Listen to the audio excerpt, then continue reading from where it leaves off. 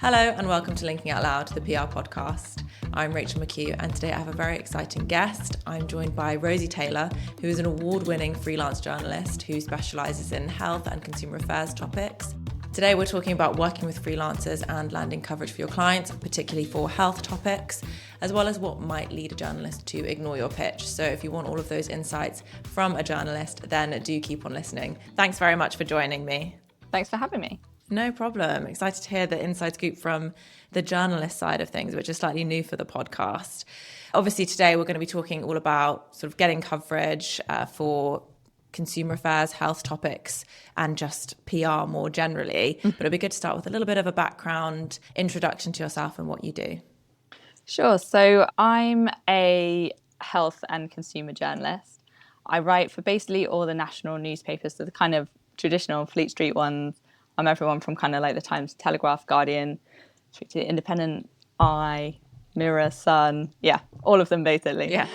Insert newspaper name. Yeah, exactly. And obviously now they're websites as well. And they're sort of increasingly, becoming either separate or more prominent. So there's a lot of like commissioning that goes on just from the websites too. And I write news, so kind of hard news, but also features and longer term investigations as well. And then kind of secondary to journalism, I also do media consultancy. And that's why I started the Get Featured Substack, which is all about how to successfully pitch to the national media. Yeah, and if you are a PR and you're listening and you are not subscribed to the Get Featured newsletter, I highly, highly recommend. There'll be a lot of the kind of things we're discussing today that you don't always get to hear about from like an actual journalist. So I'll include a link to that. Don't worry. And then people can check it out. It's really, really helpful. So obviously you are a freelancer. Yeah. And so I wanted to ask, how does being a freelancer differ from, say, being a staff writer somewhere, in terms of what you might cover or what gets picked up, that sort of thing? So, I mean, I love being a freelancer. I've kind of been in journalism about 15 years and been freelance for kind of 2/3 of that. So, I wouldn't go back now, I don't think, to staff job. And part of that is the kind of freedom to write for whoever I want to and to pick and choose topics a lot more. I mean, I don't always get to pick and choose, but I do have more freedom with that.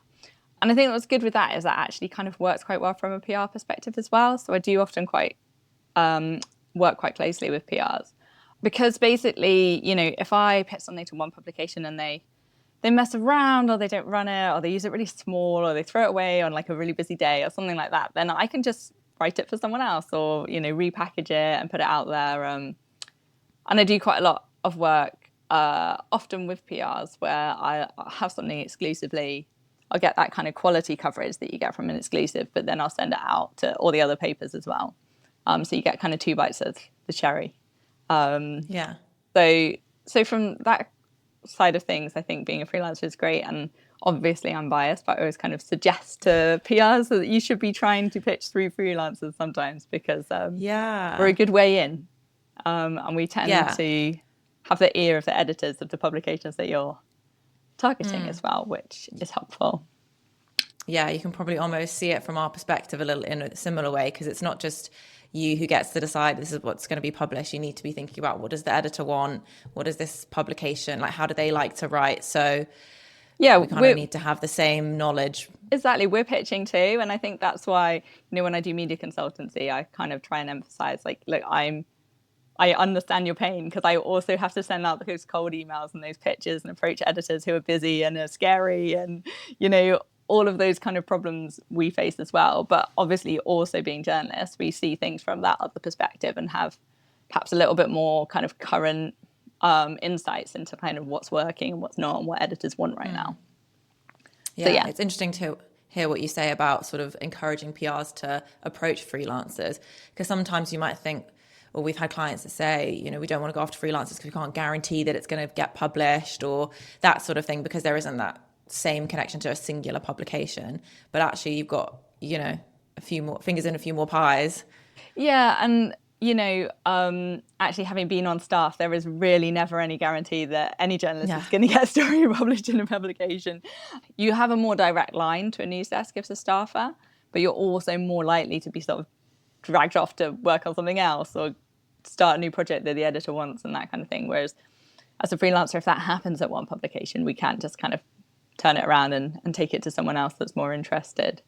But yeah, I can understand. And sometimes it sounds better, like, oh, we're talking to the health editor of this really impressive sounding publication. Yeah. I can understand why people want to do that. But unfortunately, lots of people want to do that. So getting their attention is often the difficult thing. And that's where freelancers can be helpful, because I know, if nothing else, my editors will open an email from me because they're like, oh, it's Rosie, what's she sending me?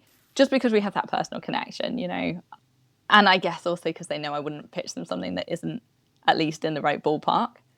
And when you're getting like hundreds and hundreds of emails a day, you have to be quite selective about what you open and read. So Yeah. sometimes it's not, it's nothing to do with the quality of the pitch. A PR could send exactly the same email that I'm sending, but it's just because they know me and they know that I'm a journalist that they're more likely to respond. So it can be quite useful to use freelancers as a middleman, I would say. You've built that relationship and they know who you are. Yeah. Versus the thousands of faceless names that you see in your Gmail. Ballpark, I'm curious to know quickly, how many emails or pitches do you think that you get in a day or a week? So I think as a freelancer, I'm quite lucky in that I don't get too many. So I would probably get between like about 50 and 100 emails a day. That's not nothing. No, it's not. But a lot of those are things I can ignore. So I'm on like a lot of like reactive comment mailing lists, which are quite useful to keep on top of. But like I don't have to do anything about it. I just sort of look at it for 2 seconds and then move on. So pitches are probably, a lot fewer than that. Maybe about 10 or 15 or something. And, almost like I'll probably only ever reply to like 1 or 2 of those, because most of them are like wildly misdirected or like obviously been sent out on a massive mailing list. Yep. And that's one thing as a freelancer that you do. Not all freelancers, different people work in different ways. So I used to do a lot of shifts covering for health editors, in which case I'd want to cover breaking news and be happy to receive releases that like everyone else had got. Now I basically only write exclusives. So that's for me where a lot of pitches kind of don't work out, as people are sending me something they've already sent to the editors I'm going to be pitching to, in which case it's never going to work for me. I have to have it first. Yeah. And so with that sort of exclusive story, is that because you're a freelancer that you find yourself trying to find these more unique or exclusive angles, or are there just certain journalists that decide this is the kind of story that I want to cover? Does it depend on the publication? Yeah, basically as a freelancer, you only, you can only make a living if you can sell a story or get commissioned to write a story. So you need to have something that someone's willing to pay for, which is basically something they couldn't get anywhere else. So that's what it comes down to, really. And I actually really prefer working that way as well. Often exclusives are the best kind of stories, and you get to work much more closely with case studies and perhaps do it over a longer time. It's not always the case unless you have to turn something around in a couple of hours, but often it's like over a few weeks, and you get to kind of build a story up and work more closely with the PR and the people involved. So nice. I prefer that way of working. But yeah, if I just had like a story that's already been widely circulated on social media or has been press released to everyone else in the industry, then it's never going to work for me. For sure. Do you find that you get people pitching things that are just irrelevant, or they've just got your area a bit wrong? Yeah, I think the like a little bit wrong is probably the main thing. Like, occasionally I'll get like a release that's like, would you like to hear about tractor parts in Ohio? And I'm like, well, obviously not. That is not. I'll pass. But most of it is just people just not quite getting it right. And I think that is a bit where sometimes journalists can be a bit kind of mean towards like the PR industry, because I don't think you can be expected to be mind readers. And especially as a freelance, I do quite a lot of like different things. But then that can be quite specific. And, I would never expect someone to sort of know that like, I don't know, although I write for the Eye a lot, I don't do news for the Eye, I only do features for the Eye, for example, so there's like quite a lot of like little specific things like that. But I think the biggest area where I get kind of annoying releases that are wrong is I get loads of wellness stuff. And because in a lot of cases, like on a lot of press lists, I think health and wellness are grouped together, and I totally understand why. But I very much write about like the medical side of health. Like much more the science and like the policy side. And so, I get all these press releases about spas and stuff, which sound lovely, but I can't really do anything about it. But, again, I don't mind. It's not like I'm like hugely offended. I understand how that mistake can be made.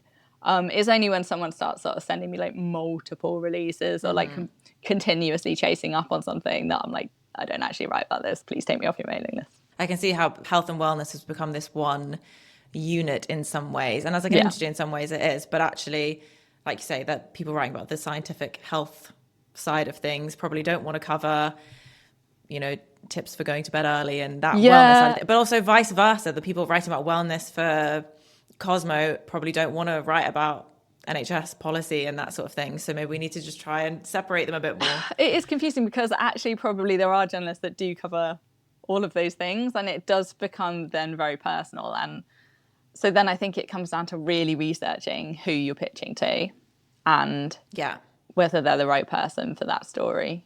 But then it is always confusing because I have like occasionally probably written about wellness topics as well, maybe from more of a hard news perspective. So, if you Googled my name and wellness, it might come up with something. So it is quite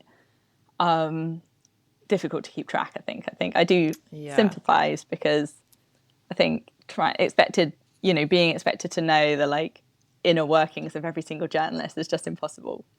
But I think journalists are also quite good at, showing off a little bit. So we tend to like put the work we're most proud of or most invested in on like social media and write about it in our bios and enter it for awards and stuff like that. So kind of looking at that kind of thing is a good indicator of what a journalist cares about the most. Because I think we've all had to write, random articles about things that are probably a little bit off our normal beat. So it's not necessarily going to work if you just look at what we've written about before. Yeah, and I guess research is just the foundation of that. All of this information is available to us somewhere. We do put it out there.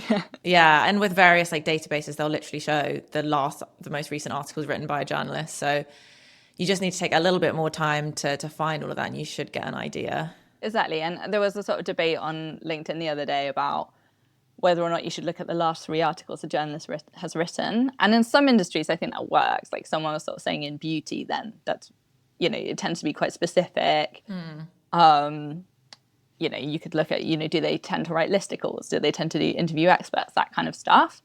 But for someone like me who writes about quite a broad range of topics, my last 3 articles, just because of how things have been published, might all be supermarket taste tests. And like I do those as like a small side avenue to my main journalism, but it's not like the only thing I do, so it could be quite misleading. I guess, some things are just a bit unknown and you have to take a leap. I suppose if you send X amount of pictures and then never ever hear back or see any coverage, that's a good clue. It's not also, quite right. On something like Muckrow, I have got the articles that I care about the most pinned to the top. So something like that, just seeing what people's pinned posts are.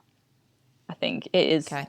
It is fairly easy to find out, but it just depends how much time and effort you're willing to put into researching each journalist. You look for the pinned or like featured things rather than just the most recent. Yeah, absolutely, because they might have been asked to write something random by their editor that week just because like the science editor was off and they had to fill in for them, so I definitely not just take the most recent articles as an indication of what they're doing at the moment. Good advice, and we will be passing this on to the PR world. Let's talk about actual pitches then. So obviously someone can get the topic wrong. That's a whole different story. But what are some of the observations that you make or some of your pet peeves when it comes to receiving pitches from PRs? I think the really obvious thing, and probably everyone says this, is like if it's not tailored, if it's really generic. I had one yesterday that was like, hi there. And I just thought, it's so easy to put, even if you're sending generic release, to just put an insert first name, like field. Yeah. Why would you, the hi there is just like, oh, okay, well, I'm just going to not read that one. Just because, particularly for me, because I know that I can only write about exclusives. So as soon as I see something is really generic, then I'm like, well, that's obviously not for me.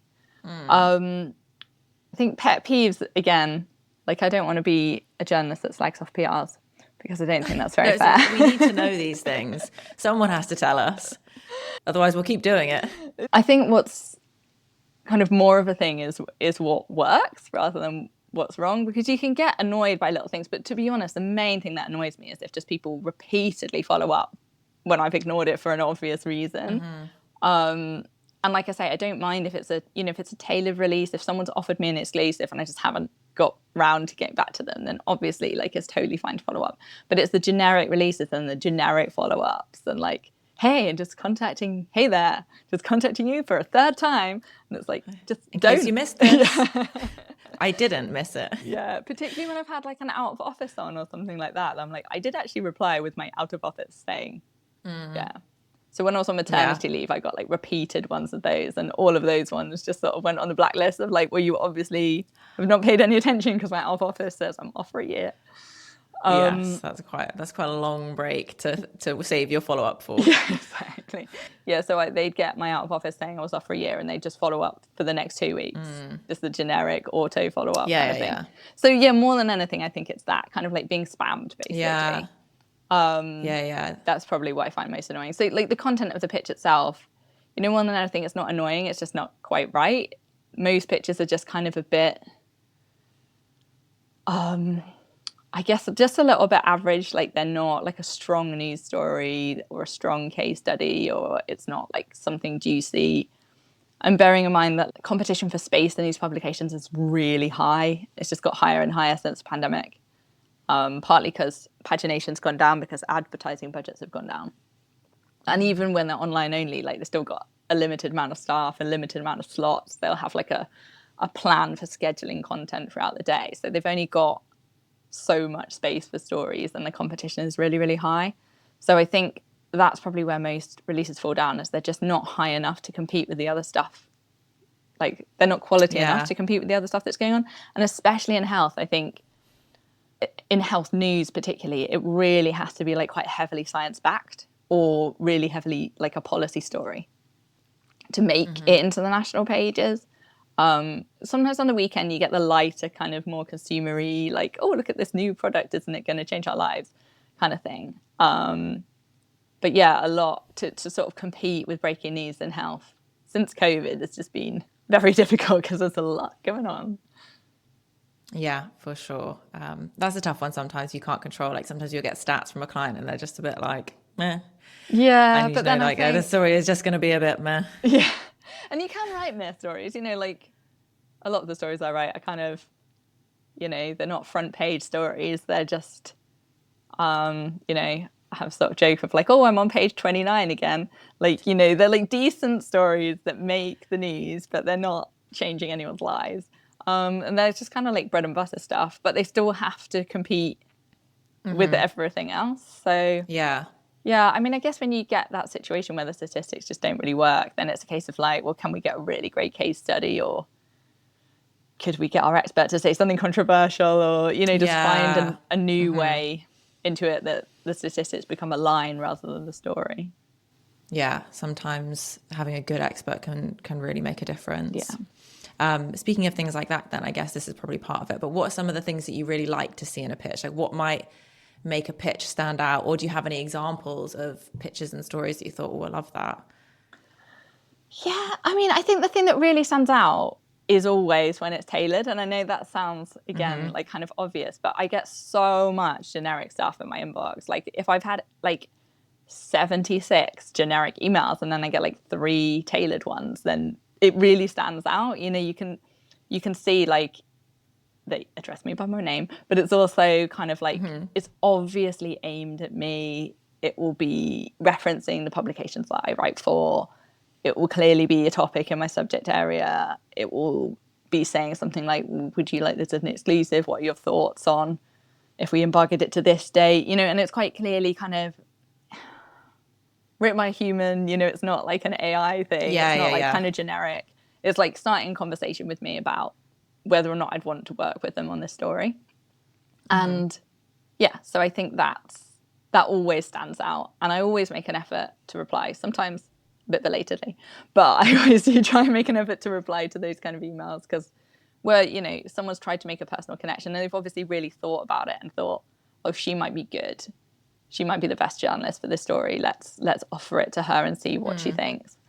So yeah, those are by far and above the best pitches. Yeah. That's probably like the number one takeaway from this, I think, is if you can afford to like have your story be an exclusive with someone and you really want it to get covered, that's probably the route to go down.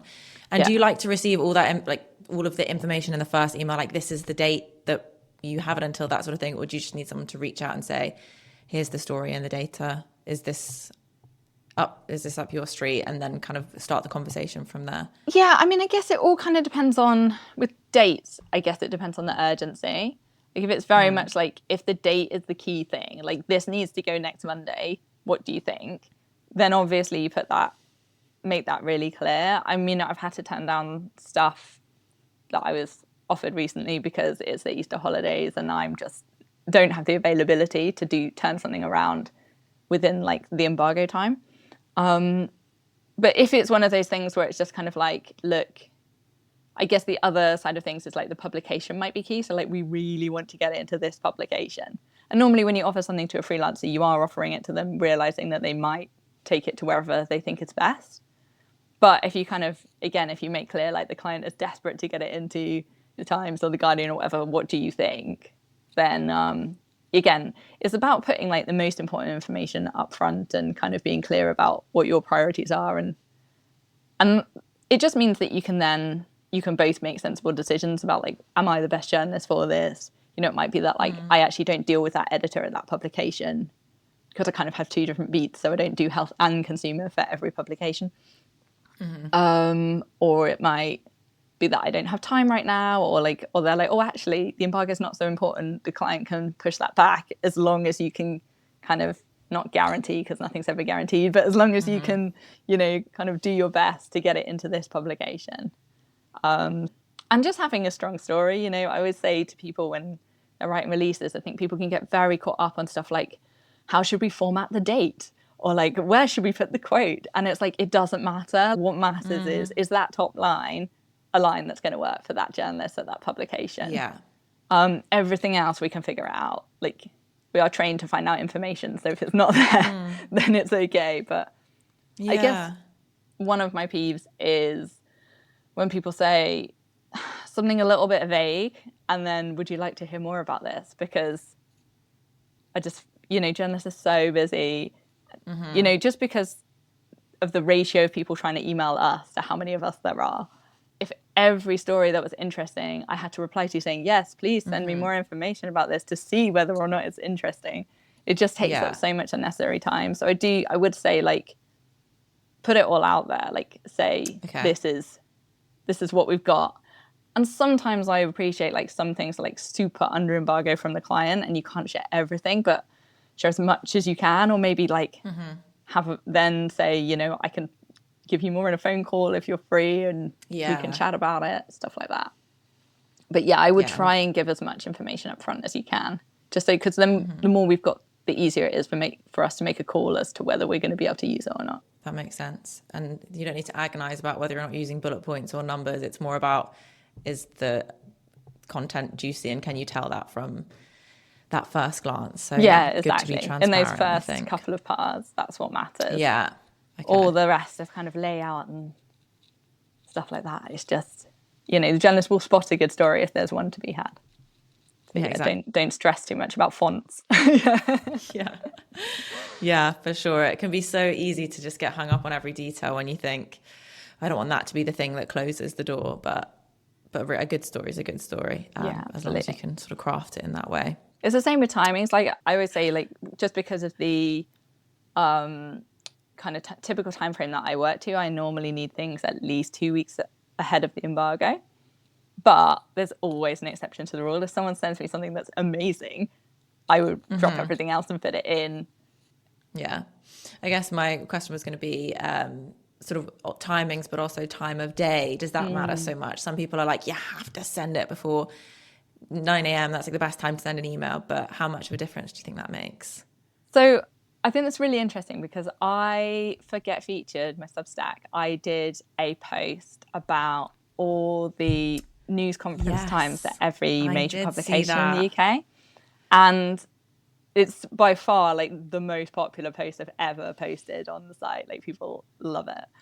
But even in that, I made really clear that like actually timing kind of depends on the type of story you're pitching. So if you're trying to pitch something that's breaking, essentially, so it's for that day or for tomorrow's newspaper, then you do need to get it in early as possible before news conference. But there's a fine line to be trod between too early so that nobody's in and nobody sees it, and too late because journalists haven't had time to look at it before news conference. So that's why I shared the times when the news conferences all are, because they have all changed quite a lot in recent years as well, and a lot of them are still kind of continuously changing. They're all kind of like trying to change the models so that they can do kind of merge online and the paper with varying success. So this is why the conference times keep changing.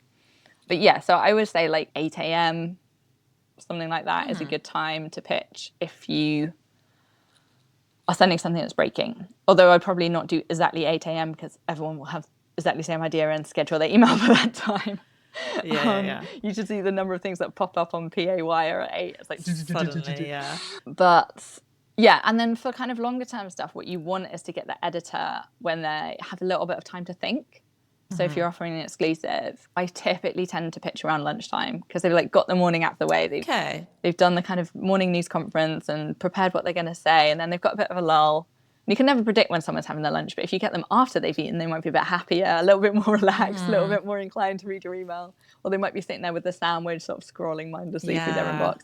So that's when I try and pitch. But again, I mean, it really depends on all sorts of factors. You know, if it's a really busy day, if it's like the budget, I just know that like pretty much all the journalists are going to be busy all day because, you know, no matter what your specialism is, you're going to be called upon to write about how the budget affects your specialism. So I just never bother contacting anybody on that day at all. And yeah, so there are various other things. You know, if there's a massive breaking news story, then you just don't bother. But it does also come down to the fact that if you have an amazing story, that will shine through and someone will go, oh, yes, please, regardless of the time of day. But I think for most of us, like most of the time we're dealing in kind of like your page 25 stories, which is absolutely fine. And yeah, so I say timing is important, but it's not be all and end all. It's a bit like formatting the press release, you know, it's still the story that's going to shine through. For sure. There's like, don't send it in the middle of the night, but if you send it at 9 a.m. instead of 8 a.m, like you still got a chance. Don't send it at 5 o'clock on a Friday. Story it is. Yeah, exactly. Or do, but it's just not going to go anywhere. That's up to you. You've made that call. I think that's the thing with, and that's also the thing that people seem to get confused by is like, if you send something that's not embargoed and it's not exclusive, people will treat it as breaking news. So if you send it at 5 o'clock on a Friday, no one's going to pick it up unless it is like the king has died or something. You know, that would get picked up. Fair enough. And I mean, that's why loads of government press releases are put out like 5:30 on a Friday because they sneak things through. And I hope that everyone's gone home and there isn't enough staff to pick it up. But yeah, so if you do put something out then, it's fine if it's like embargoed for Tuesday and someone's got time to look at it the following week. Or if you're sort of offering it to a journalist and saying, would you like this exclusively? And you can run it at any point in the next 3 weeks or something, then it's fine. But if you put something out that's just a general all-round release at that time, then it will be treated like that was its release time. And the chances of it making well are against you. Fair enough, yeah. It's always going to depend, but it's nice to have a bit of context in terms of, you know, that's probably your Substack article did so well, and I'll definitely link that below because that is like PR gold. Just to not have an idea of when people might be talking about stories and that sort of thing, because there's so many unknowns. And as a PR, it can the whole world of journalism, even though you're so close to that in so many ways, can also feel like there's quite a big gap almost, like there's a barrier there. So having those insights is really helpful. And to be honest, it's been like that for journalists as well. Like when I was doing, putting together that guide to the pitching times, I spoke to all my contacts at different papers and I was like, oh, has it changed since I was last shifting for you? And I was really surprised by how many changes had happened. And I think, you know, a lot of freelancers don't work across all the publications that I do. And we all tend to kind of work for like kind of a handful of publications or do one type of thing like features or news and not be aware of the kind of bigger picture. So it was actually really fascinating for me, and I think quite a lot of my journalist colleagues as well, to be like, oh wow, you know, I can't believe that so-and-so paper no longer has morning conference and they've shifted it all to the afternoon, and this one's got one at 8 o'clock in the morning now. Like there were a lot of changes actually, even since I've been on staff. I guess the industry is kind of evolving really rapidly at the moment, so it is hard to keep on top of. So yeah, I'm planning on updating it for at least next year, because I imagine there'll be like even more changes as we go along. Yeah. Well, I'll keep my eyes peeled for that, because that is really helpful. I have one more question and then a little segment to end the episode, as it were, and then I will let you go. Okay. But the last question I just wanted to ask you, it sort of popped into my mind earlier when we were talking about sort of having an expert and how that can help a story. Obviously, when you're writing about health topics, especially, having a credible source of knowledge or like a credible expert is very important. When it comes to getting comments, do you like to speak to somebody on the phone, or like have an interview, or have some kind of proof that it's coming from this person, or are you happy to take a written comment? What's your preferred method? So it's really interesting that you asked that, because I think that is something that is shifting quite quickly at the moment. So for a long time, especially because I often have multiple features on the go, often featuring like kind of 4 or 5 experts in each one, having separate interviews with all of those is really time consuming. And you always want to speak to at least 1 or 2 people in person. But then the kind of those additional quotes, I would be like, oh, it's fine to just send over by email. But there's been a real spate recently. And again, I think Press Gazette have highlighted this recently, of kind of completely fake experts. And, these kind of fake experts being, I don't know, created by some kind of company somewhere in the world, and like using ChatGPT to create comments and get featured on all sorts of like legitimate publications, and often to kind of drive links or traffic or promote the kind of reputation of quite dodgy sites. And so I think more and more there's kind of chat amongst journalists is like, we've got to interview all of our sources. Yeah. Which is annoying, because, sometimes is actually, if someone is like very quick and eloquent to respond on email, then sometimes it's so much easier just to have an email conversation or have like a quote come through from the PR. But I think, especially in something like health, where you really have to be careful that what you're sharing is accurate, then yeah, I think probably going forward, I am going to have to speak to absolutely everyone on the phone, unless it's someone that I know and I have an existing relationship with. And one thing that I have done that works quite well is also voice notes, because you can kind of send over the questions. They can think about what they want to say, but and then they send it to you at their own convenience. So it's kind of like got all the convenience of email, but because you are speaking, it's just that little bit more natural. It flows a bit better, and you can also tell it's a real person, which is key. Yeah. It's like a happy medium. Yeah. But obviously not everyone is down with the voice notes. Some of the professors and stuff that I interview would not be happy with that. So even if it takes some of the pressure off. Yeah. So I don't know. I mean, I guess like if you'd actually even asked me a couple of months ago, I'd have said, oh no, sometimes it's fine to email. But I really think that's changing, because people are getting very suspicious now of emailed quotes. And I think rightly so, probably. It's almost like too easy to invent somebody or say that someone exists. And especially in health, like that's not who you want to be associating with, Exactly. or just providing advice to people, literally someone who doesn't exist. And I think, it's more and more of a selling point as well for experts that you are like a real person, but like that you are like a reputable source. I think this is a big problem with the rise of AI, is that there's just so much information out there now, but so much of it can't be trusted. And so, I mean, I don't know if we will see it, but I hope we see a return to people kind of returning to trusted publications for advice that they know has been verified, that they know comes from real people. So if you've got a little bit of a media shy client, you can perhaps reassure them that, this is a great way that they can be trusted. Yeah, for sure. I think we just maybe need to start letting our experts know that this is potentially something that they need to be open to, or that might come up. It's beyond just send us an email with your comment in it and we'll spell check it and send it on kind of thing. Like you might need to be poised and ready to actually speak to somebody. Yeah. And it's difficult. If that is the shift. Yeah, it's difficult when, everyone is pushed for time. But yeah, it seems to be a growing issue at the moment. So I think, it's worth having that conversation with experts and saying, the more you can prove you're a real person, the more likely you are to be used. Yeah, gosh, imagine the world we live in where just being a real person is like a selling point. Yeah, I know. My USP is I'm real. Yeah, I got that going for me.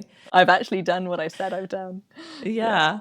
Cool. That's really helpful to know. I think quite like a useful concrete piece of advice for us as PRs, especially who probably are dealing a lot with experts and including those in press releases, whatever that might be. We're always trying to find a way, like how can we get sort of a third party comment or somebody from one of the clients to actually like share some knowledge, basically. And I wouldn't say like don't put a quote in a press release. It's still useful to have a quote in a press release, but I think making sure that expert knows they should anyway be available to expand on that if needed, especially, you know, in a health or a tech topic or something where quite often we need a little bit more of an explanation straight from kind of the expert's mouth. But yeah, so, you know, I'm not saying don't put a written quote in an email ever, you know, that's fine. But I think, just sort of priming experts to say it's likely that journalists will want to speak to you properly, partly to verify that you're a real person, but also to kind of, also because the best quotes come from, you know, real conversations. Especially now that's like so many experts are relying on ChatGPT because they think it can write better than they can speak. And it's which is why it's so great to have these kinds of conversations and actually hear what people have to say. Like the gold lies deep. You have to dig for it sometimes, like that extra piece of information. And this is like so what this has all been about. So I do really appreciate you coming in and chatting to me. If you have one more minute, then I do like to finish my podcast with this or that segment. And usually that's PR this or that, but this is a slightly different version because we've got a journalist today. But the way that it works basically is I'll give you two options, a sort of series of two options, and you just let me know which one you go with. No explanation needed, gut instinct, you just tell me what you feel, and then we can leave that there. Always feels like a test, but yeah. The first one I've written is actually really apt, and I have a feeling I know what you're going to say because it's phone interviews or written comments. Oh, I mean, I think I'm going to have to say phone. Imagine after all that. Yeah, written comments. The next one is breaking news or features. Oh, these days features. Print publications or digital only outlets. Is it cheating to say both? Well, I always allow at least one both. I feel like that's fair. And I guess everything's a bit of both nowadays. So exactly. All the print stuff tends to go online anyway. Next one is LinkedIn or Substack. Ooh, good question. I think probably Substack because I didn't have to. Yeah, LinkedIn is hard work. Yeah, I feel you. And then notebook and pen or voice memo and phone. Oh, I am very much in the old school notebook and pen. Notebook and pen tribe. Yeah. And finally, deadline pressure or writer's block. Oh, deadline pressure every time. If I don't have a deadline. I feel like I'm the same. It makes me work. Yeah, I don't do it if I don't have a deadline. That's why I chose a job where I have deadlines every day. Or else I'd never. Fair enough, that works. Yeah. Oh, cool. Well, that's it then. Thank you so much. For all of your insights. There's some really useful things there that I know that I will definitely be taking on board. And I'm sure my team and people listening to this will also have the same feedback. I really, really appreciate that. But yeah, thanks so much for joining me. Brilliant. Thanks for having me on. It's been great. And with that brings us to the end of today's episode. Thank you so much, Rosie, for joining me and for sharing all of your insider knowledge. You can find Rosie on LinkedIn or on her website, rosietaylorjournalism.com. And you can check out her newsletter via Substack. That's Get Featured. Highly, highly recommend. As always, don't forget to follow this podcast wherever it is that you're listening to this, and check out myself and Distinctly on LinkedIn for the latest news and updates. See you in the next episode.